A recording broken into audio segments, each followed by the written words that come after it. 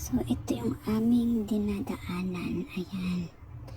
Ito yung area ng Business Bay. So, ayan, nakikita nyo ba yung mataas na mga tower dyan? So, ayan lahat. Napakayaman ng mga nakatira dyan. Hindi lang basta-basta ikaw pwedeng tumira kung wala kang negosyo. So, ayan, nakikita nyo naman yung aming dinadaanan. Ang tataas talaga dyan. At ang pinakambaba dyan ay 75 ang tinitirahan. Diba? Saan ka pa? Sobrang taas dyan.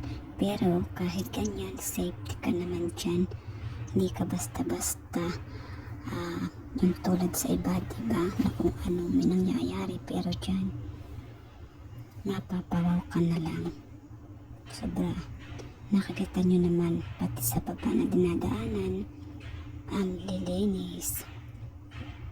Di na nga lang sa baba ng tirahan nila, pwede ka nang mag-picnic dyan.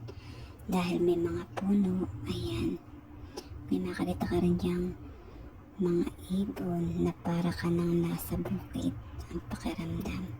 Pero amazing talaga ang lugar na yan, makikita mo. Tingnan nyo naman mga green tree ang mga dadaanan dyan. So, ayan, pwede na kayong mag-picnic. So, tara na mga kamay.